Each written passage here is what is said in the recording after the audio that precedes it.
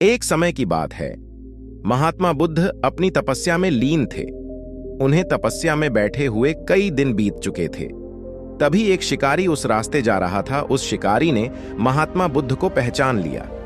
शिकारी ने महात्मा बुद्ध के बारे में बहुत नाम सुना था, किंतु वह महात्मा बुद्ध की नाम से संतुष्ट नहीं था। उसने परीक्षा लेने के लिए सोचा।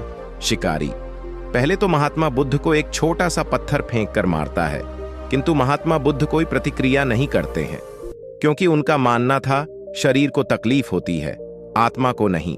अतः शिकारी द्वारा फेंके गए पत्थर के कारण शरीर को कष्ट हुआ, किंतु आत्मा को नहीं। शिकारी कुछ समय सोचता रहा। महात्मा बुद्ध कुछ प्रतिक्रिया करेंगे, किंतु महात्मा बुद्ध अपनी तपस्या में लीन थे। उन्होंने कोई प्रतिक्रिया नहीं की। पुनः शिकारी ने पत्थर फेंका।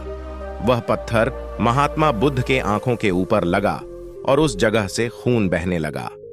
महात्मा बुद्ध को आभास हुआ उनके शरीर से रक्त बह रही है, किंतु वह फिर भी अपनी तपस्या से नहीं उठे। शिकारी को गुस्सा आया और उसने पुनः एक पत्थर और महात्मा बुद्ध की ओर फेंका। महात्मा बुद्ध के शरीर से अब खून अधिक बहने लगी। इतनी पीड़ा महसूस कर महात्मा बुद्ध की आंखों से आंसू निकलने लगा। शिकारी ने महात्मा बुद्ध के पास जाकर पूछा, आपको जब मैंने पत्थर मारा तो आपने कोई प्रतिक्रिया नहीं दी। महात्मा बुद्ध ने बड़े ही सरलता के साथ कहा, क्योंकि इससे मेरे शरीर को कष्ट हुआ है, मेरे मन मस्तिष्क को नहीं। शिकारी अचंभित रह गया। उसने पूछा, फिर आपकी आंखों से आंसू क्यों बह रहे हैं? इस पर महात्मा बुद्ध ने पुनः कहा, तुम्हारे द्वारा किए गए अनुचित कार्य के परिणाम के बारे में मेरा मस्तिष्क।